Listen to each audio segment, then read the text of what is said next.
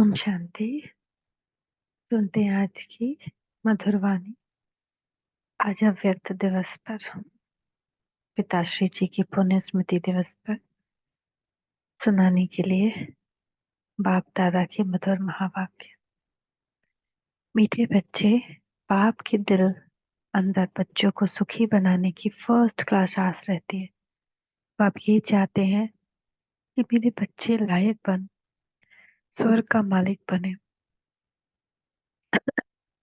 आज बाबा बहुत सारे पॉइंट्स अंडरलाइन करा रहे हैं। आज उन सबको नोट जरूर करें, अभी नहीं, बाद में इसका कॉपी भेज देंगे, क्योंकि अभी ठंड है, धूप निकलेगी, हाथ बाहर निकल सकेगा तब।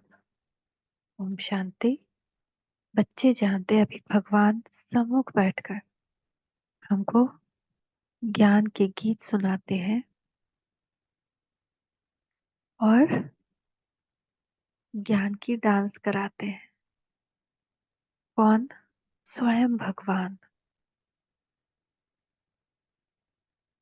इस ज्ञान डांस से तुम देवताओं माफिक सदा सुखी और हर्षित रहेंगे। तो इससे क्या होगा कि हम एक देवता बन ही जाएंगे। तो देवताओं माफिक मतलब अभी इस जन्म में तो सदा सुखी और हर्षित रहेंगे, और बाद में तो देवता बन ही जाएंगे।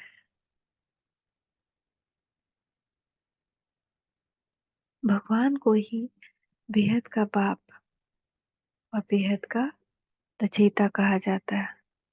वही एक है, बेहद का बाप है ना, और कोई नहीं है। आत्मा समझती है बाबा हमारे लिए स्वर्ग का सौगात लाए, वही रचयिता है।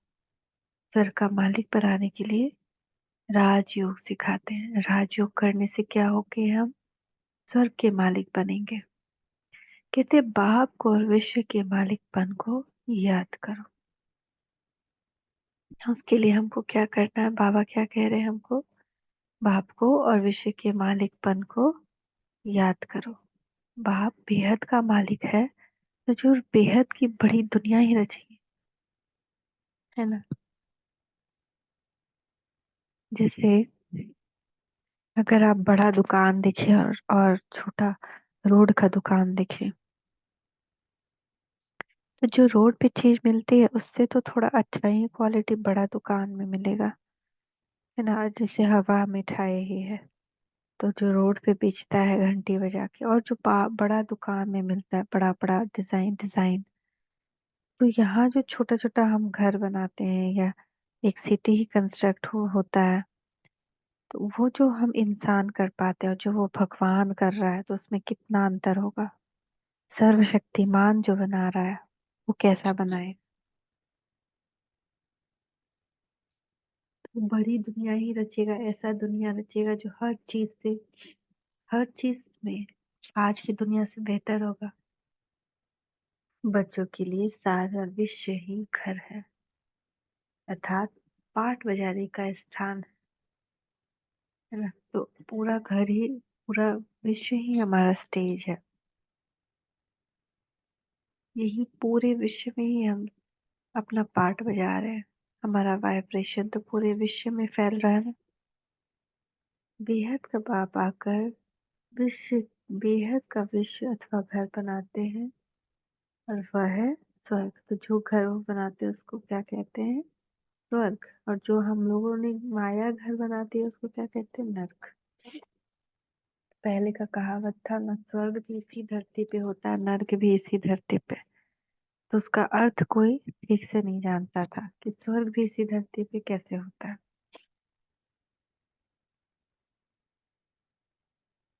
वह है स्वर्ग। तो ऐसे बाप का बच्चों को कितना शुक्रिया मानना चाहिए। तो हमारे मुख से कम 100 बार भी दिन भर में शुक्रिया तो निकले, क्योंकि हमारा जो, ये एक बात समझने की है। और आफ्टरनून में एक फ्री रहेंगे तो एक क्लास सबका लेंगे कि शुक्रिया से होगा क्या, शिकायत से होगा क्या। तो कैसे हम आत्मा और शरीर को इफेक्ट करता है। तो शुक्रिया तो बाप का जरूर मनाना चाहिए। विश्व का रचता बाप डायरेक्ट समझा रहे हैं, हम तुमको विश्व का मालिक बनाने आया हूँ, तो तुम्हारा स्वभाव बहुत फर्स्ट क्लास चाहिए। अब ये बहुत समझने की बात है, क्योंकि कभी कभी हमारा स्वभाव बड़ा बुरा हो जाता है, पुराना स्वभाव बाहर आने लगता है। लेकिन बाबा कह रहे हैं, कौन कह रहा है? विश्व का रचयिता भगवान डायरेक्ट हमसे बात कर रहा है कि जब मैं तुमको विश्व का मालिक बनाने आया हूँ, तो तुम्हारा स्वभाव बहुत फर्स्ट क्लास चाहिए, अव्वल दर्जे का, देवताओं जैसा, पूज्य, ऐसा व्यवहार जिसका गायन हो सके।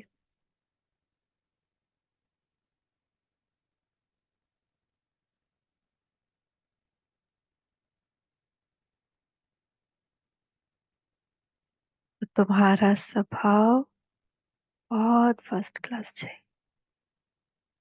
ए फिर दूसरा हमारा क्या होना चाहिए? तुम्हारी चलन ऐसी होनी चाहिए जो सब कहें, यह तो जैसे देवता है।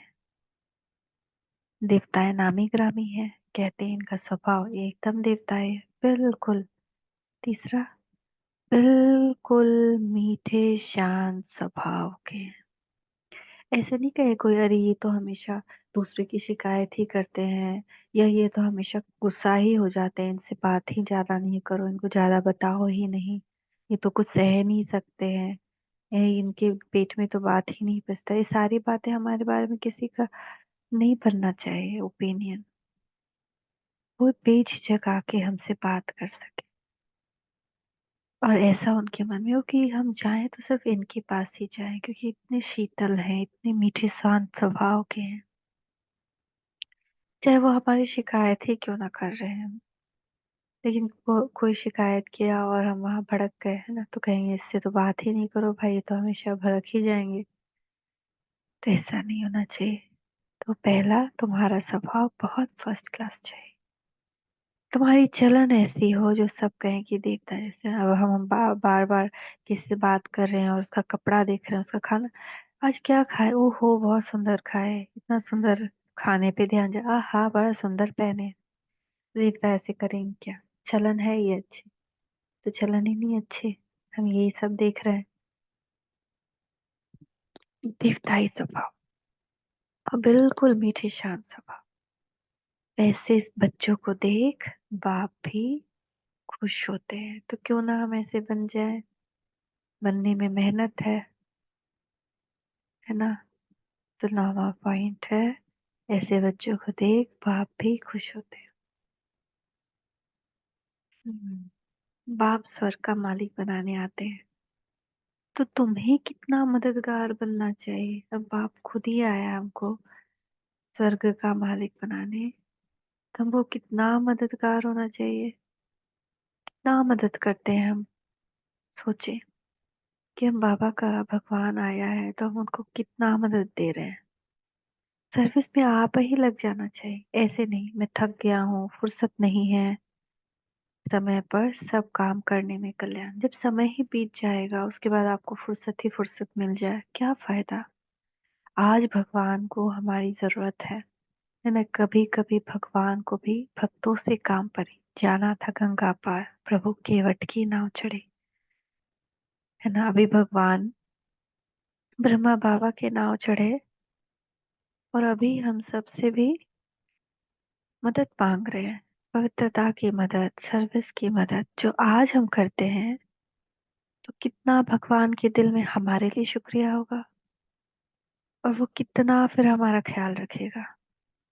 लेकिन हम क्या कहेंगे, वो आज तो बहुत थक गया, आज तो फुर्सत ही नहीं है। किसके लिए? किसके लिए फुर्सत नहीं है? जो सारा मरणशील है उसके लिए फुर्सत नहीं है? ये जो ऑलरेडी मरा ही हुआ है, उसके लिए फुर्सत नहीं है? ये दुनिया ही तो खत्म हो चुकी है, और हम कह रहे फुर्सत नहीं है, 10 तरह का खाना बनाए। अरे कोई एक ही तरह का खाना बनाए, कोई एक दिन नाकुर करके खाएगा, दूसरे दिन से समझ जाएगा कि भैया इतना ही बनेगा, खाना है तो खाओ। और हम 10 तरह का खाना भी बनाते, तो कभी ऐसा भी होता है ना कि वो खाना भी कोई छोड़कर बाहर खा लेता है। हम किसके लिए मर रहे हैं और कह रहे हैं हमारे पास फुर्सत ही नहीं है। तो बाप स्वर्ग का मालिक बनाने आते हैं तो तुम्हें कितना मददगार बनना चाहिए। सर्विस पर आप ही लग जाना चाहिए। गए हम, हमारे पास बाजार जाकर सबके लिए कपड़ा लत्ता खरीदने के लिए टाइम है, मेला घूमने के लिए टाइम है, सेंटर जाने के लिए टाइम नहीं है कि हम जाकर सेंटर होकर आए, बाबा के घर होकर आए।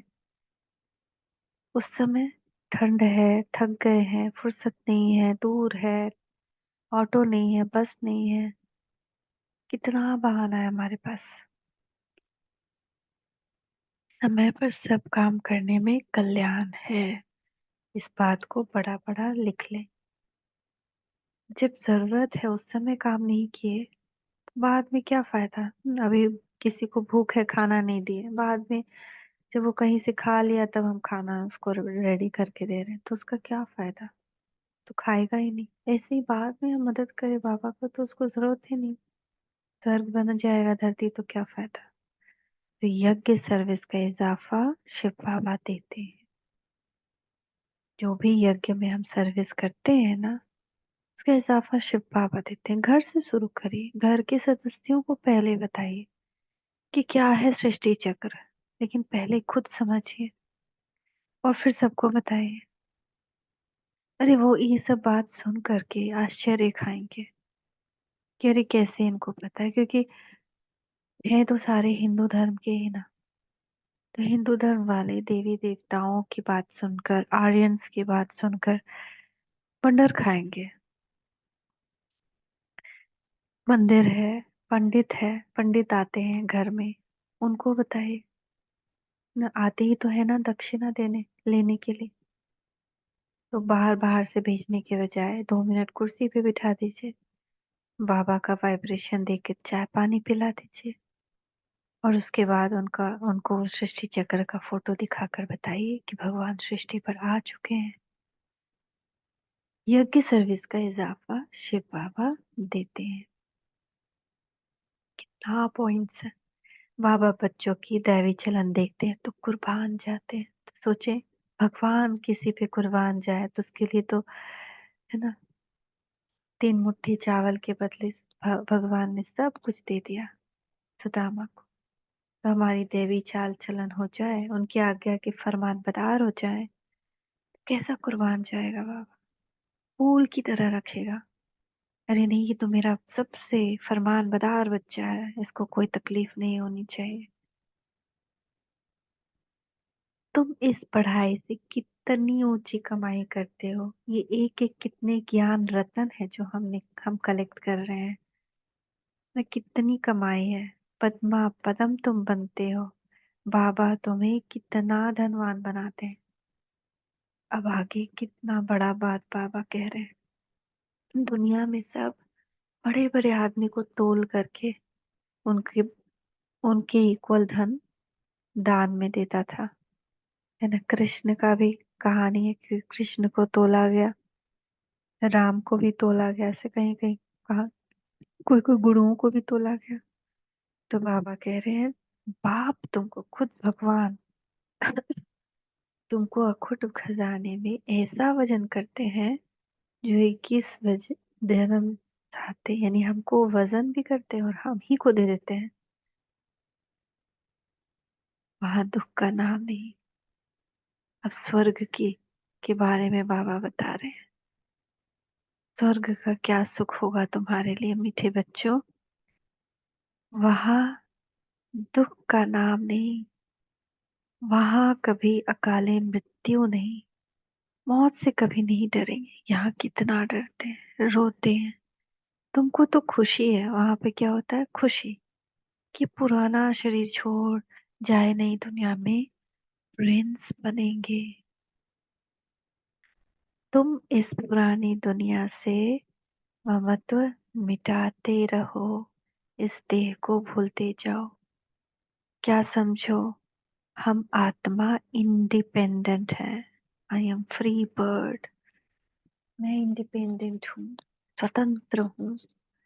बस और क्या करना है, बस एक बाप के सिवाय और किसी की याद ना आए। किसी की याद आना भी पाप है। जब हम बैठे हैं और हम किसी और के बारे में संकल्प कर रहे हैं, आज इसने ऐसे बोल दिया, आज इसने, कई कई बार तो योग के टाइम में ऐसे संकल्प आते हैं, भर जाता है माइंड, कितना भी हटाने का कोशिश करो हटता ही नहीं है। क्यों? क्योंकि दिन भर हम उसमें हमने तो अपना टाइम दिया, वेस्ट किया, तो वो हमारे सबकॉन्शियस माइंड में तो चला गया ना, फिर सपने में भी आएगा, तो सपने में भी हमारी अपवित्रता भंग हो गई, तो इसका रिजल्ट क्या होता है? भक्ति मार्ग में खंडित मूर्ति देखी है ना, खंडित मूर्ति उनकी होती है जिसकी पवित्रता सपने में भी भंग हो जाए, संकल्प मात्र भी भंग हो जाए। तो बड़ा अच्छा नहीं लगता सुन करके कि मैं ऐसी मूर्ति की, मेरी मूर्ति बनेगी जो खंडित होगी। ऐसा नहीं बनना। ई जीते जी जैसे कि मौत की अवस्था में रहना है, जैसे कि हम मर ही चुके हैं, इस दुनिया से मर गए बस। तो मरे हुए शरीर पे कोई कितना भी गाली गलौज कर रहा है, कोई फर्क पड़ेगा? ना कोई दादी, एक दादी मरी थी ना, उसकी बहू उसके शरीर पे बहुत गाली गलौज कर रही थी, तो उसको क्या पता है? तो शरीर मर चुका है, तो उस तक थोड़ी जा रहा है, वाइब्रेशन जाता है, लेकिन मरा हुआ शरीर रिएक्शन थोड़ी देगा, या कोई असर उसके शरीर पे थोड़ी होगा। ऐसे ही अपने आप को भी ऐसे ही समझे कि बस मैं तो मर ही चुकी हूँ इस दुनिया से। तो कोई गाली भी दे, गलौज भी करे, तो उसका क्या फायदा? या शिकायत करे या कुछ भी करे, मान अपमान सम्मान स्तुति निंदा, इन सब को एकदम परे कर दे। जैसे कहते हैं रीन का दिखाता है ना एड, कि जब रीन देख लिया कि रीन से इतना साफ हो जाते हैं तो बाकी सोप को साइड, वैसे ही बाकी सारे संकल्प विकल्प साइड, बस एक बाबा का ऋण, बाबा का योग, बाबा का ज्ञान। कहते भी है ना, आप मुहे मर गई दुनिया। तो शरीर के भान को उड़ाते रहो, एकांत में बैठ ये अभ्यास करो, एकांत में बैठ करके ये अभ्यास करना है। बाबा बस हम अभी आपकी गोद में आए कि आए, एक ही याद में शरीर का अंत हो, इसको कहते हैं एकांत। एक नया डेफिनेशन बाबा ने दिया है। तो एकांत क्या समझते थे? अकेले जाके बैठ जाओ, लेकिन बाबा क्या कहते हैं? एकांत का अर्थ है कि बस एक परमात्मा की याद में ही हमारा शरीर छूटे, एक ही याद। इतना तो करना स्वामी, जब प्राण तन से निकले, श्री गंगा जी का तट हो, यानी ज्ञान की वर्षा हो रही हो, ज्ञान मिल रहा हो, यमुना का वंशिक हो, मेरा सावरा निकट हो, यानी भगवान मेरे पास हो, जब प्राण तन से निकले। ऐसा नहीं मौत सुंदर है? कितना सुंदर मौत है ये। अरे बाबा कितना, ये इतना सुंदर मुरली है आज का। फिर बाबा क्या कह रहे हैं? अंदर हुआ था ना, मीठे बच्चे, तुम जानते हो ऐसी ऊंची पढ़ाई पढ़ाने वाला कौन है ना? अपने आप को कैसा देखना है? इस चैतन्य डिब्बी में चैतन्य हीरा बैठा है। ब्रह्मा बाबा के चैतन्य डिब्बी में एक चैतन्य हीरा बैठा है, वही सच्चिदानंद स्वरूप है। सतभाव में सच्ची श्रीमत देते हैं। श्रीमत सच्चा कोई नहीं दे सकता, सब झूठे हैं इस दुनिया में, क्योंकि खुद भी अज्ञानता में है, तो अज्ञानता में कही बातें झूठी हुई ना। तो एक सत भाव तुम्हें सच्ची सच्ची श्रीमत देते हैं, बाप के बने हो। और अगर हम अभी बाप के बने हैं, अपने आप को समझते हैं कि हाँ हम बाप के हैं, कदम कदम श्रीमत पे चलना है। और इसको तो बिल्कुल गांठ ही बांध ले, चुन्नी में लिख करके बांध ले, चुप रहना है और पढ़ना है, एक बाप को याद करना है। चुप रहना है, पढ़ना है, एक बाप को याद करना है। घड़ी घड़ी इस बैज को देखते रहो, तो बाप और वर्षे की याद आएगी। जरूर सेवा में के लिए एक बार बैच लगाएं दिन भर में, और फिर भगवान का आह्वान करें कि बाबा अभी मैं क्या सर्विस करूं, बताओ मैं रेडी हूँ। फिर आपको तत्पर तो हो, रेडी तो हो, बाप से कहे तो कि हाँ मैं सर्विस करना चाहती हूँ, तो वो कराएगा। क्योंकि हम नहीं करते, वो कराता है। उसके बाद याद से ही तुम जैसे सारे विश्व को शांति का दान देते हो।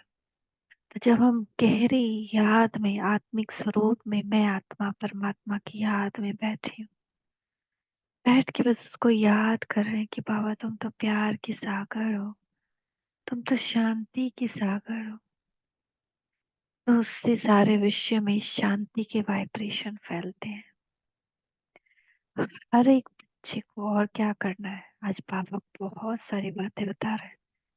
हर एक बच्चे को अपनी प्रजा भी बनानी है, वारिस भी बनाना है। कोई राजा बन गया सतयुग में, तो उसके बाद उसका कोई वारिस होगा ना।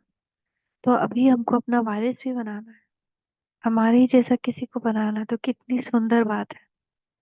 तो हम किसी को वो कर रहे हैं, भैया तुम भी पढ़ो, तुम भी पढ़ो, क्यों बोल रहे हैं? आओ आओ मेरे साथ आओ, क्योंकि वारिस बन जाए तो अच्छा है ना। या राजा ही बन जाए और प्रजा भी बने, तो प्रजा भी बनाना। बिना प्रजा के राजा तो होगा नहीं। 23, मुरली कोई भी मिस नहीं करनी चाहिए। बाबा बहुत प्यार से समझाते हैं, मुरली कभी भी मिस नहीं करनी चाहिए, एक दिन भी नहीं, चाहे कोई सिचुएशन है। और मीठे बच्चे, अब अपने पर रहम करो, कोई अवज्ञा नहीं करो। अगर हम किसी को डांट दिए, किसी बच्चे को भी, बड़ा तो छोड़ दीजिए, है ना, हम छोटे को डांटना बहुत नॉर्मल समझते हैं। हम्म, अगर हम वो भी कर रहे हैं तो भगवान की अवज्ञा कर रहे हैं, बाहर खा रहे हैं, है ना, संकल्प विकल्प चल रहे हैं, व्यर्थ विचार चल रही है, ये सब भगवान की अवज्ञा है। किसी की बुराई सुन रहे हैं किसी को खुश करने के लिए, है ना, कि ये तो रिश्तेदार है क्या कहें इसको, और वो शिकायत किए जा रहा है या दिन भर की व्यर्थ बातें बताए जा रहा है और हम आराम से सुन रहे हैं, अवज्ञा है। तो इसका सजा तो हम ही को मिलने वाला है ना। तो इसलिए कह रहे हैं बाबा अपने पे रहम करो, दया करो अपने पे। अपने लिए तुम गड्ढा खोद रहे हो, अपने लिए तुम सजाए इकट्ठा कर रहे हो, तो अपने पे रहम करो, दया करो। सोचो कि मैं अपने साथ कितना बुरा क्यों कर रहा हूँ, मैं रहम करूं अपने आप पे। मैं बेचारा कहाँ फंसता जा रहा हूँ। जिस जो खुशबूदार फूल है वह खींचते हैं, जो जैसा है ऐसी सर्च लाइट लेने की कोशिश करते हैं, है ना। जो बाबा के प्यारे खुशबूदार बच्चे हैं, गुण वाले बच्चे हैं, वो बाबा जब प्रकाश देता है तो उसको खींचते हैं, सर्च लाइट को खींचते हैं। खुशबूदार गुणवान बच्चों को देख, वाह, ये कितना अच्छा बात है। खुशबूदार गुणवान बच्चों को देख प्यार में, खुशी में नयन गीले हो जाते हैं। कुछ तकलीफ होती है तो बाबा सर्च लाइट देते हैं। अगर बाबा के ऐसे कोई बच्चे हैं जो खुशबूदार गुणवान है और थोड़ा किसी बात में स्ट्रगल कर रहे हैं, तो बाबा तो बहुत खुश हो जाता है। और अगर उनको कोई तकलीफ रहती है तो बाबा सर्च लाइट देता है। बाबा समझाते हैं, मीठे बच्चे, तुम्हें इस पुरानी दुनिया में कोई आश नहीं रखनी, सब बेकार है। लोग समझते हैं ना, ज्ञान में आकर ये प्रॉब्लम आता है, वो प्रॉब्लम तो आनी ही है, अब ज्ञान में आओ ना आओ। लेकिन ज्ञान में आने से उस प्रॉब्लम से लड़ने की शक्ति आपको मिल जाती है, लेकिन इस बात का किसी को जरा भी एहसास नहीं है। सब ज्ञान को ही दोष देने लगते हैं। अरे तुम ज्ञान में आकर ये छोड़ दिए, वो छोड़ दिए, ऐसे हो गया, वो हमको दुख दे रहे हो, इसको दुख दे रहे हो। लेकिन ऐसा नहीं है, वो तो होना ही है कैसे ना कैसे करके। लेकिन एटलीस्ट अब हमारे अंदर सहन शक्ति तो है। पहले तो हम घर ही छोड़कर भाग जाना चाहते थे, लेकिन आज क्या सोचते थे, मर जाए या घर से भाग जाए। लेकिन आज हिम्मत रखते हैं, फिर से मुरली सुनते हैं, फिर से बाबा की याद में बैठते हैं, है ना। अब तो एक ही श्रेष्ठ आश रखनी है, इसलिए किसी से कोई आशा नहीं कि वो आपको समझे और आपको सपोर्ट दे, आपको हेल्प करे। हाँ, सर्टिफिकेट तो चाहिए। हम अपनी अच्छी चलन रखेंगे, सारे विघ्न को, सारे पाप को योग में काटेंगे तो रिश्ते अपने आप मधुर हो जाएंगे। सहन शक्ति रखें, कोई बोल रहा है सह लिया। अब तो एक ही श्रेष्ठ आस रखनी है कि हम तो चले सुखधाम, कहाँ भी ठहरना नहीं है, देखना नहीं, आगे बढ़ते जाना है। एक तरफ ही देखते रहो। अब एक ही तरफ देखना है, घोड़े की तरह सामने बस बाबा को एक ही तरफ देखते रहो, तभी अचल अडोल स्थिर अवस्था रहेगी। अगर हम देखें कि अरे इस साइड से ये तो हमको ऐसे कह रहा है, इस साइड से ये हमको ऐसे कह रहा है, फिर थोड़ा आगे बढ़े, अरे ये नया एक आ गया कोई हमको बोलने, अरे इधर से भी एक और कोई आ गया, तो ये तो होते ही रहेगा। तो बाबा इसलिए कह रहे हैं कहाँ भी नहीं देखना है। इसमें एक और बाबा हम ऐड करेंगे, कहाँ भी नहीं सुनना है, कहाँ भी नहीं ठहरना, आगे बढ़ते जाना, एक तरफ ही देखते रहना, एक एक को ही सुनते रहना है, तभी अचल अडोल स्थिर अवस्था रहेगी। अगर कान में बुद्धि में किसी और की बात घुसा दी तो फिर बाबा की याद ठहर ही नहीं सकती, बाबा से योग लग ही नहीं सकता, नींद आएगी, आलस्य आएगा, अलबेलापन आएगा, माया आएगी। तो अब यह दुनिया खत्म होनी ही है, इसकी बहुत सीरियस हालत है। अभी दुनिया बहुत ही ज्यादा सीरियसली बीमार है। पांचों तत्व एकदम से, साइंस खुद कह रहा है कि भी पांच जो अर्थक्वेक्स है, एक जो नया बुक बाबू का है ना, उसमें है कि कितना ज्यादा चारों तरफ वोल्केनो फट रहा है, अर्थक्वेक आ रहा है, सुनामी का शंका बढ़ता जा रहा है। तो अब ये दुनिया खत्म होनी है, इसकी बहुत सीरियस हालत है। और सबसे ज्यादा, आत्माओं से भी ज्यादा गुस्सा किस में है? प्रकृति को है, कि इन लोगों ने मुझ में कैसे वाइब्रेशन डाल दिए हैं, हमारे सारे क्रोध के वाइब्रेशन प्रकृति में मिल चुके हैं। तो इस समय सबसे अधिक गुस्सा प्रकृति को आता है, इसीलिए सब खलास कर देती है। जानते हुए ये प्रकृति अभी अपना गुस्सा जोर से दिखाएगी, अभी और गुस्सा करने वाली है प्रकृति। धरती पूरा गुस्सा करके था था था था था था था था करेगी, सब कुछ धरती के अंदर समा जाएगा। और अंत भी वैसे ही होने वाला है, जब सब लोग सोए रहेंगे, नेक्स्ट डे पता भी नहीं हम परम धाम में होंगे।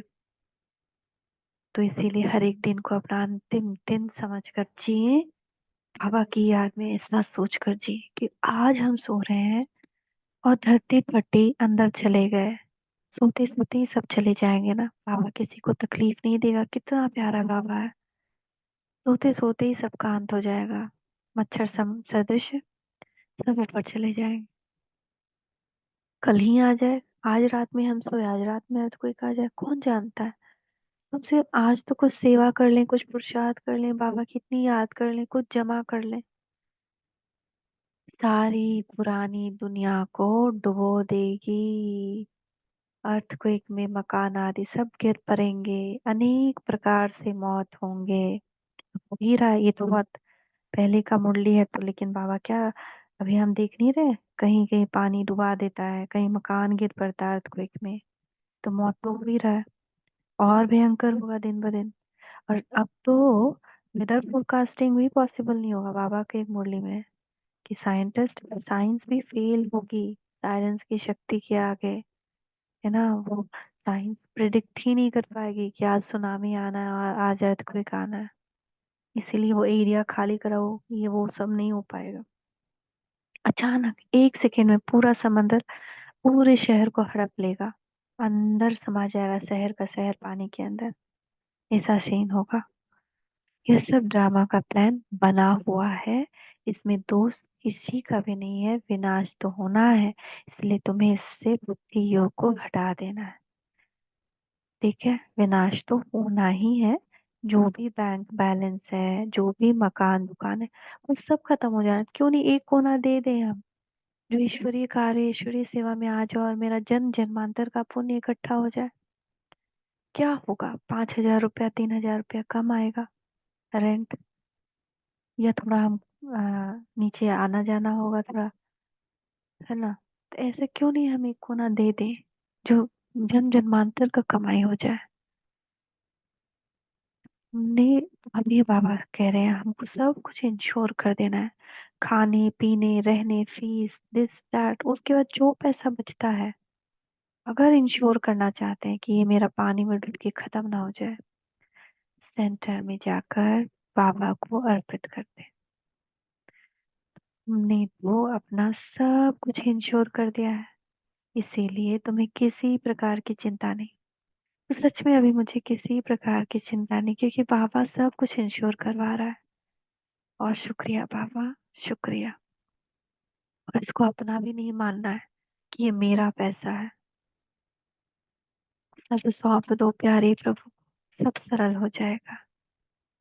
है जो भी तेरे पास वो उसकी अमानत है, अपनी समझ लेना, अमानत में खयानत। उस पे उसको पकड़ के बैठे रहिए तो मेरा है, पर मेरा है ही नहीं। लाइफ में एक बात हम अपने एक्सपीरियंस से बता रहे हैं, पैसे की कभी दिक्कत हुई ही नहीं। जब भी जरूरत पड़ा कहीं ना कहीं से बाबा मदद दे दिया। क्यों? उसका भी अभी अब समझ में आता है, क्योंकि 5,000 वर्ष पहले जो सफल किया उसका एग्जाम में बाबा ने कभी पैसे की दिक्कत नहीं होने दी। तो सफल करिए। हिचकते रहिएगा, झिझकते रहिएगा कि नहीं इस काम आएगा उस काम आएगा, किसी काम नहीं आएगा। तुम्हारा सब कुछ सफल हो रहा है। अपने तन को सफल करना, अपनी श्वास को सफल करना, अपने धन को सफल करना, अपने जीवन को सफल करना। अब तुम कहेंगे वाह सतगुरु वाह, वाह मेरे सतगुरु जिसने हमको ये पवित्रता का रास्ता बताया। वाह तकदीर वाह, वाह ड्रामा वाह। तुम्हारे दिल से निकलता है शुक्रिया बाबा आपका, जो हमारी 2 मुट्ठी चावल लेकर हमें सेफ्टी से भविष्य में 100 गुना रिटर्न देते हो। हीरे जवाहरातों से भर देता है बाबा, एकदम खान भर जाता है। रोड के पत्थर हीरे जवाहरात मोती है, ऐसी दुनिया में पहुंचा देता जहाँ दुख ही नहीं, शांति नहीं, शांति शांति, सुख ही सुख। खाना बनाने की दिक्कत नहीं, कमाने की दिक्कत नहीं। तो ऐसी दुनिया का विजुअलाइज तो करें, देखे तो वाह। ऐसी दुनिया जाने के लिए क्या पुरुषार्थ कर रहे हैं, तो सिर्फ भविष्य में इसका 100 गुना देता है। परंतु इसमें कि बच्चों की बड़ी विशाल बुद्धि चाहिए, बच्चों को अथाह ज्ञान धन का खजाना मिलता रहे। बार खुशी होनी चाहिए ना, जब आपको अभी भी ज्ञान का खजाना मिल रहा है जो हमको कितनी खुशी में डाल दे रहा है। बाबा कितना खुश कर रहा है, वाह के वाह वाह के गीत गा रहा है, आशीर्वाद दे रहा है, एडवाइस दे रहा है, हर एक चक्रव्यूह से बचा रहा है, खुद भगवान पढ़ा रहा है, खुद भगवान हमारी पालना कर रहा है। तो भी कितनी खुशी होनी चाहिए।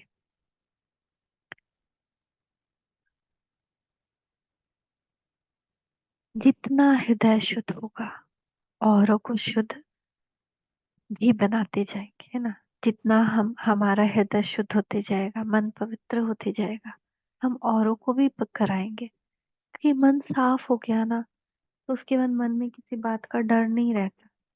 योग की स्थिति से ही हृदय शुद्ध बनता है। तुम बच्चों को योगी बनाने का शौक होना चाहिए, है ना। सबके लिए गाए, आओ योगी बनो मेरे प्यारो। तुम बच्चों को योगी बनाने का शौक होना चाहिए। अगर देह में मोह है, देह अभिमान रहता है, तो समझो हमारी अवस्था बहुत कच्ची है। अगर हमको कहीं जाकर ये ज्ञान देने में शर्म आ रही है, यानी कि हमारे अंदर देह अभिमान है। पहले था मेरे अंदर बहुत ज्यादा, मंदिर में खड़े हैं लेकिन सोच रहे हैं यार कैसे सुनाए कैसे सुनाए कैसे सुनाए, झिझक। ये झिझक ही देह अभिमान है। सोचते हैं कि अरे मेरे बारे में क्या सोचेगा क्या समझेगा, है ना। क्योंकि हम लोग सोचते थे कि अरे ये तो झोला झाली वाले का काम होता है, लेकिन हम भगवान का ज्ञान किसी को सुना रहे हैं, ये अंदर में फक्र होना चाहिए, फिक्र नहीं। और देह अभिमानी, देही अभिमानी बन जाएंगे कि मैं आत्मा अपनी आत्मा भाई का उद्धार करने जा रही हूँ। तभी अवस्था पक्की बनेगी। अभी अगर झिझक है, देह में मोह है, देह अभिमान है, अवस्था कच्ची रही, कहीं कुछ बुरा बोल दिया तो, उल्टा सीधा सुना दिया तो, उल्टे जब कल बात हो रही थी ना पहले के, जब ये ज्ञान शुरू हुआ था और ब्रह्मा कुमारी या किसी के दरवाजे पे जाती थी ये ज्ञान सुनाने, फटाक से दरवाजा बंद कर देते थे मुंह पे। लेकिन अब तो ये बात ही नहीं है। सिस्टर शिवानी ने कितनी सेवा की है पूरे विश्व में, जैसे इस ज्ञान की लहर ला दी। सब हाथ जोड़ जोड़ के खड़े रहते हैं उनके पास। ऐसी दिव्यता, बाबा का ऐसी प्रत्यक्षता, कैसे अपने सरल स्वभाव से, स्नेही स्वभाव से।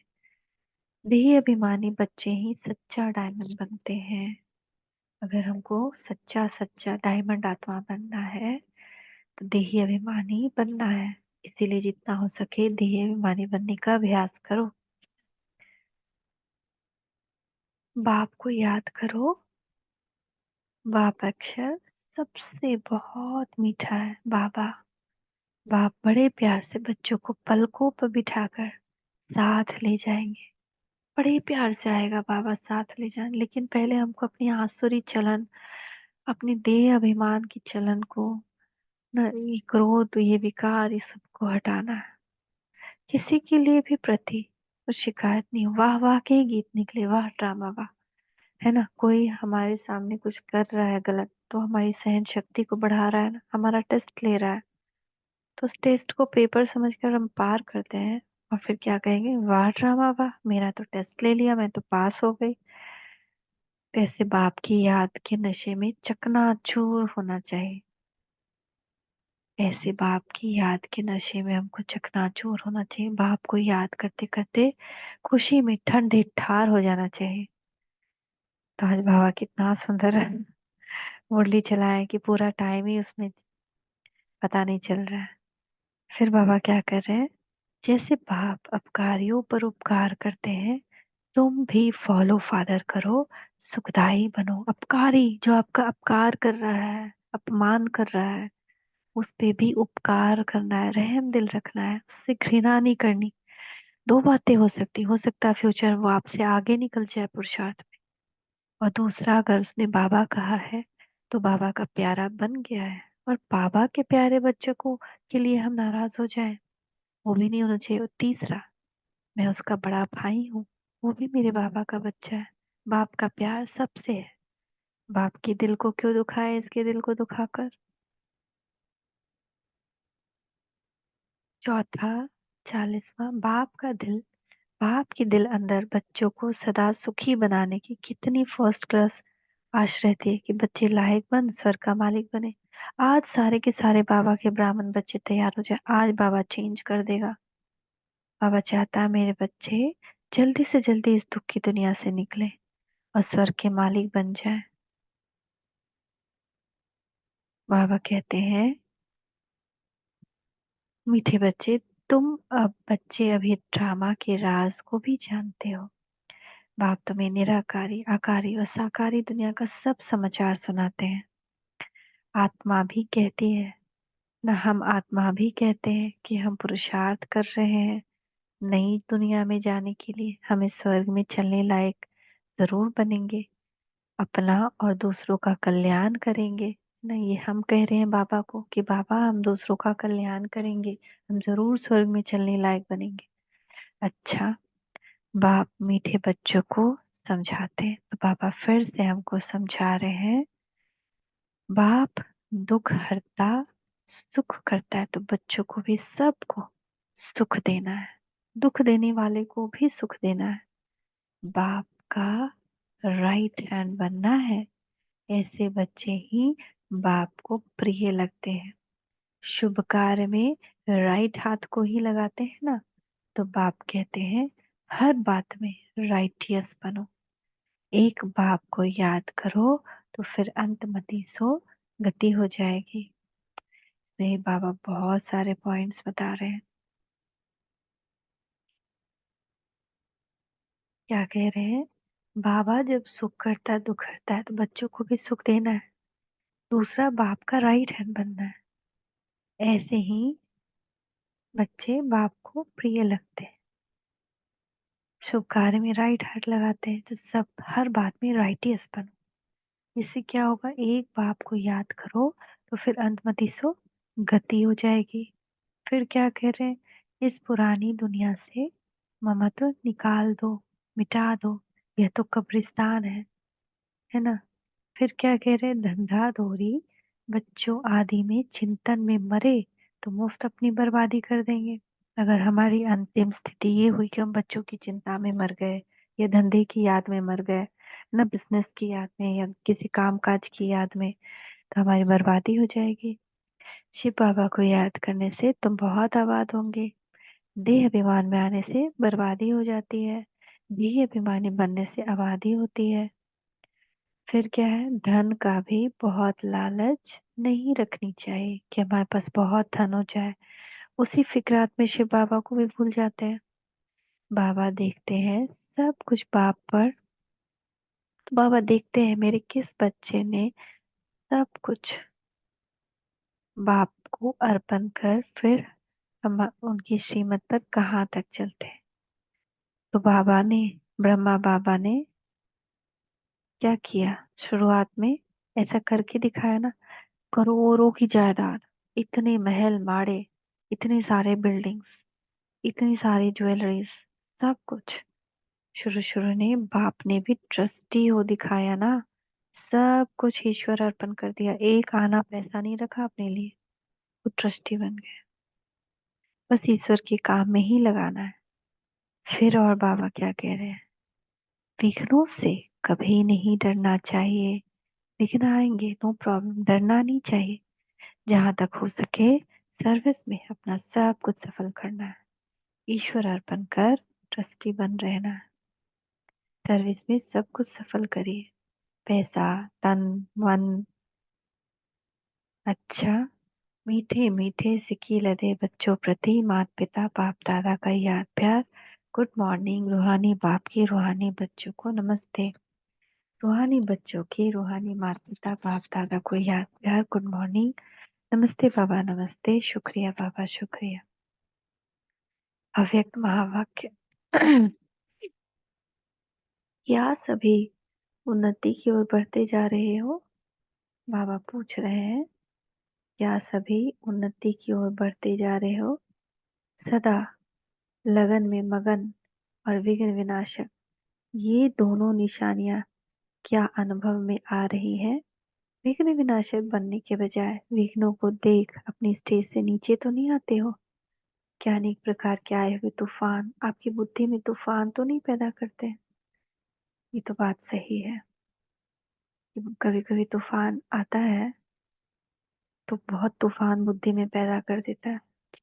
जैसे कोई के द्वारा तोहफा मिलता है तो बुद्धि में हलचल नहीं होती है, बल्कि उल्लास होता है। इसी प्रकार आए हुए तूफान उल्लास बढ़ाते हैं या हलचल बढ़ाते हैं? तो बाबा आज ये सिखाने की कोशिश कर रहे हैं कि कोई तूफान आए तो उसको अपने लिए तोहफा समझो, क्योंकि वो तूफान तुम्हें कोई गिफ्ट देकर जाएगा। अगर तूफान को तूफान समझो तो हलचल होगी, तोहफा समझ व अनुभव किया तो उससे उल्लास और हिम्मत अधिक बढ़ेगी। ये है चढ़ती कला की निशानी, यही है चढ़ती कला की निशानी। यानी घबराने के बजाय गहराई में जाकर अनुभव के नए नए रत्न इन परीक्षाओं के सागर से प्राप्त करेंगे, क्योंकि हलचल के अंदर रतन समाये हुए हैं ना, सहन शक्ति की रतन। अनुभव, बहुत सारे अनुभव दिलाएगी अगर हम परीक्षा में घबराए नहीं, तूफान में को हम तोहफा समझे। तो बात तो सही है, इसके लिए अष्ट शक्ति चाहिए, बहुत योग की शक्ति चाहिए। ऊपर ऊपर से अर्थात बाह्य मुक्ता की दृष्टि और बुद्धि द्वारा देखने से हलचल दिखाई देगी, अथवा अनुभव होगा कि उसी आई हुई बातों को अंतर्मुखी दृष्टि और बुद्धि देखने से अनेक प्रकार के ज्ञान रत्न अर्थात पॉइंट्स प्राप्त होंगी। अगर कोई भी बात को देखते या सुनते हुए आश्चर्य अनुभव होता है तो ये फाइनल स्टेज नहीं है। अगर हम किसी बात को सुनते देखते आश्चर्य करते, अरे ये कैसे हो गया, ये क्यों हो गया, ये मेरे साथ ही क्यों होता, तो ये फाइनल यानी हम बहुत दूर है परिपक्वता के, ऐसे तो होना नहीं चाहिए। ड्रामा के होने पर अगर ऐसे भी संकल्प उत्पन्न होता है तो इसको भी अंश मात्र की हलचल का रूप कहेंगे। अब तक भी क्यों क्या का क्वेश्चन अगर उठता है, इसका अर्थ है हलचल। जितना विघ्न आना आवश्यक है, उतना विघ्न विनाशक स्थिति में रहना, यही हर्षित रहने का साधन है। विघ्न विनाशक स्थिति क्या होगी? उस तूफान को हम तूफा समझें, यही हर्षित रहने का साधन है कि ये ड्रामा है, पहले भी हुआ, मैं विजयी रतन हूँ, मैं नहीं जीत पाई फिर पाऊंगी। ये मेरी सहन शक्ति बढ़ाने के लिए आई है। मेरे अंदर कोई तो कमजोरी है, उस कमजोरी को ढूंढे कि इस मेरी किस कमजोरी के कारण आई है। तो वो कमजोरी को ढूंढेंगे तो कमजोरी से निजात पाले, गिफ्ट मिल जाएगी। नथिंग न्यू, ये फाइनल स्टेज। यदि कोई भी हलचल का कर्तव्य करते हो, पाठ बजाते हो, तो सागर समान ऊपर से हलचल भले ही दिखाई दे रही हो, अर्थात चाहे कर्मेंद्रियों की हलचल में आ रहे हो, लेकिन स्थिति नथिंग न्यू की हो ना। चाहे कैसी भी कर्मेंद्रिय हलचल में आ रही हो, हाँ, अचानक आंखों से आंसू बहने लगे, लेकिन अंदर क्या स्थिति हो, नथिंग न्यू, नो प्रॉब्लम, पहले भी हुआ फिर हो रहा है। एकाग्र, एक रस, एकांत अर्थात एक रचयिता और रचना के अंत को जानने वाले त्रिकालदर्शी की स्टेज पर आराम से शांति की स्टेज पर स्थित है। तो अंतर मेरा अंतर मन बहुत सुखी है, खुश है। जैसे कोई दर्द आ गया, कोई बीमारी आ गई, है ना, दर्द हो रहा है तो आंखों से आंसू निकल गए, लेकिन अंदर जानते हैं खुशी, अरे मेरा कर्म भोग चुक तो हो गया ना, इसके बाद तो बहुत हल्की हो जाऊंगी मैं, आत्मा एकाग्र हो। तो ऐसे अपनी स्थिति में एकाग्र हो जाए। एक रस, सिर्फ एक भगवान याद रहे, एकांत अर्थात एक रचयिता और रचना के अंत को जानने वाले त्रिकालदर्शी की स्टेज पर आराम से शांति की स्टेज पर स्थित है। यह कर्मेंद्रियों की हलचल आंतरिक स्टेज को भी हिला देती है, या फिर कर्मेंद्रियों की हलचल, चाहे आपको कोई घूर के देख रहा हो, या मुंह से अपशब्द बोल रहा हो, है ना, या मेरी शिकायत सुन इधर से उधर बात को फैला रहा हो, कैसे भी किसी की कर्मेंद्री, मेरी कर्मेंद्री कैसी भी हलचल हो, लेकिन वो मेरी आंतरिक स्टेज को न हिला पाए। जब स्थूल सागर दोनों ही रूप में दिखाता है, तो क्या मास्टर ज्ञान सागर ऐसा रूप नहीं दिखा सकते? यह प्रकृति ने पुरुष से कॉपी की है। आप तो पुरुषोत्तम हो। जब प्रकृति अपनी क्वालिफिकेशन दिखा सकती है, तो क्या वह पुरुषोत्तम नहीं दिखा सकते? तो हम तो मास्टर सागर बन गए ना, मास्टर सिंधु बन गए। तो फिर क्या हम नहीं अपनी रियल क्वालिफिकेशन दिखा सकते हैं कि कैसे हमें एकदम अंदर, जैसे ऊपर लहर है, सो तूफान कैसे होता है, समंदर ऊपर लहर है भी, तो अंदर एकदम शांति, अंदर में कभी भी तूफान नहीं आता। ऐसे अभी समय अति की तरफ बढ़ रहा है, सभी तरफ अति दिखाई पड़ रही, अंत की निशानी अति है। तो जैसे प्रकृति समाप्ति की तरफ अति में जा रही है, वैसे ही संपन्न बनने वाली आत्मा के सामने अब परीक्षाएं व विघ्न भी अति के रूप में आएंगे। इसलिए आश्चर्य नहीं खाना कि पहले यह नहीं था, पहले तो मेरे पास ऐसे कोई लड़ने वाला नहीं था, अचानक लड़ने वाला कहाँ से आ गया, अब क्यों? यह आश्चर्य भी नहीं। फाइनल पेपर में आश्चर्यजनक बातें क्वेश्चन के रूप में आएंगी, तब तो पास फेल हो सकेंगे?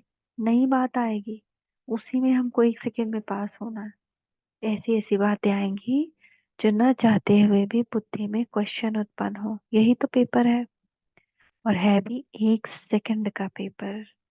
अगर उस एक सेकंड के पेपर में बिंदु नहीं लगाया, हमने फुल स्टॉप नहीं किया, उसके का क्या क्यों कैसे में चले गए, तो क्यों का संकल्प चंद्रवंशी की क्यों में लगा देगा। तो हम सतयुग में आने के बजाय चंद्रवंशी त्रेता युग में आएंगे। इसीलिए एक रस स्थिति में स्थित होने का अभ्यास निरंतर हो। समस्या की सीट को संभालने में नहीं लग जाओ, लेकिन सीट पर बैठ समस्या का सामना करना है।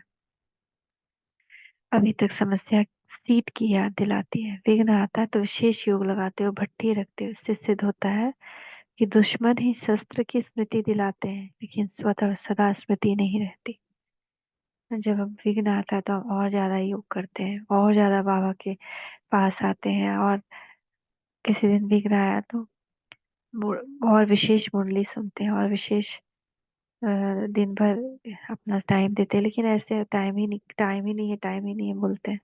तो निरंतर योगी हो या अंतर वाले योगी हो, टाइटल तो निरंतर योगी का है ना। दुश्मन ही नहीं, आवे ही नहीं, समस्या सामना ना करे, सूली से कांटा बनना यह भी फाइनल स्टेज नहीं। सूली से कांटा बनने उसके बजाय कांटे को योग अग्नि से दूर से ही भस्म कर दो। कांटा लगे फिर निकालो, ये फाइनल स्टेज नहीं। कांटे को अपनी संपूर्ण स्टेज से समाप्त कर देना, यह फाइनल स्टेज है। तो ऐसे लक्ष्य रखते हुए अपनी स्टेज की ओर आगे चढ़ती कला की तरफ बढ़ाते चलो। बड़ी बात को छोटा अनुभव करना। इस स्टेज तक नंबरवार यथाशक्ति पहुंचे। अब पहुंचना वहां तक है क्योंकि अंश और वंश भी समाप्त हो जाए, है ना। बड़ी बात को छोटा अनुभव करना, ये थोड़ा थोड़ा हम लोग पहुंच गए हैं इस तक, लेकिन अब हम हमारे पास वो बड़ी बात आए ही नहीं, ऐसे अंश और वंश भी समाप्त कर देना। तो आप सभी हिम्मत, उल्लास और सर्व के सहयोगी सदा रहते हुए चल रहे हो ना, कलयुगी दुनिया को समाप्त करने के लिए व परिवर्तन के लिए, माया की विदाई देने के लिए संगठन अर्थात घेराव डाला हुआ है ना। मजबूत घेराव डाला है, हुआ है, या बीच बीच में कोई ढीले हो जाते हो अथवा थक जाते हो, ये चलते चलते रुक जाते हैं, ना आगे बढ़ना ना पीछे हटना, जैसे कि वैसे रहना, ये पाठ तो पक्का नहीं करते हो। समय धक्का लगाएगा तो चल पड़ेंगे, ऐसे सोचकर जहाँ के तहाँ रुक तो नहीं गए हो। किसी के किसी प्रकार के सहारे का इंतजार करते हुए खड़े तो नहीं हो गए हो। ऐसे स्टेज वालों को क्या कहेंगे? क्या इसको ही अंगद की स्टेज समझते हो? अगर ऐसे रुक गए तो फिर लास्ट वाले फास्ट चले जाएंगे। जब भी पहाड़ों पर बर्फ गिरती है और जम जाती है तो रास्ते रुक जाते हैं। फिर उस बर्फ को गलाने के लिए व उसे हटाने के लिए पुरुषार्थ करते हैं। यहाँ भी अगर बर्फ के मुआफिक जम जाते हो तो इससे सिद्ध होता है कि योग अग्नि की कमी है। योग अग्नि को तेज करो तो रास्ता क्लियर हो जाएगा।